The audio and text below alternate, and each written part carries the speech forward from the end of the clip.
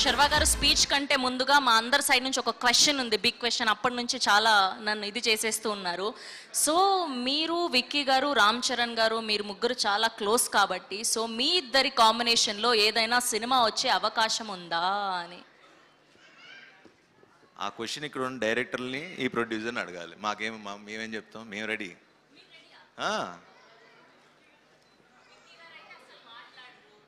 ఆ స్వామి పని కూడా నేనే చేయాలి. అందరికీ నమస్కారం అండి. ముందుగా నేను ఇక్కడ ఫస్ట్ ఆఫ్ ఆల్ ఒక గెస్ట్, చీఫ్ గెస్ట్ ఇవన్నీ వేశారు కానీ గెస్ట్గా రాలేదు. ఒక యువి ఫ్యామిలీ మెంబర్లా వచ్చా. సో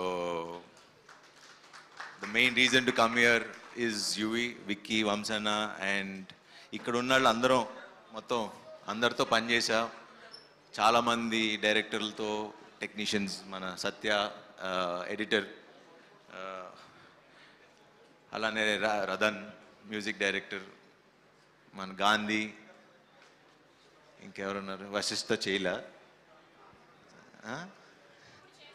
ఇప్పుడు చేస్తున్నారు యూవీలో. అంటే నేను చేయలేదు కదా, నేను చేసిన వాళ్ళ గురించి చెప్తాను. సో వీళ్ళందరూ బేసిక్లీ యూవీలో పనిచేసిన ప్రతి ఒక్కళ్ళు ఒకసారి ఒక సినిమా చేస్తే మళ్ళీ అది ఒక ఫ్యామిలీ మెంబర్స్గా అయిపోతాం. అండ్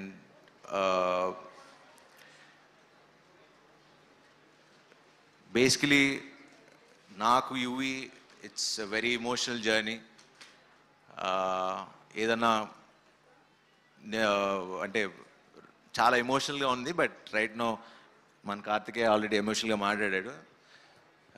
ఎక్కడ స్టార్ట్ చేయాలో అనేది టోటల్ కన్ఫ్యూజన్లో ఉన్నా.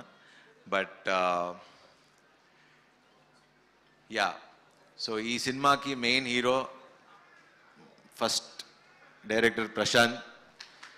తను ఏడీగా మా రణరాజరాన్ సినిమా చేశాడు.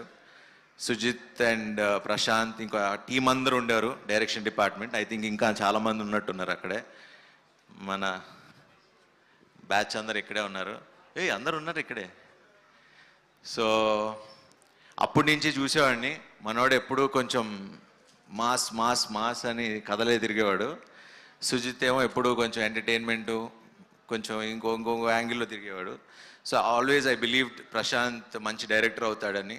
అండ్ బజే వాయువేగం ఖచ్చితంగా మంచి సినిమా అవుతుంది.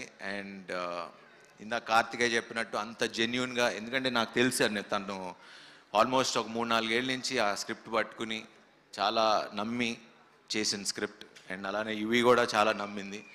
సో ఐఎమ్ షూర్ ఈ సినిమా ఖచ్చితంగా మంచి సినిమా అవుతుంది, పెద్ద హిట్ అవుతుంది.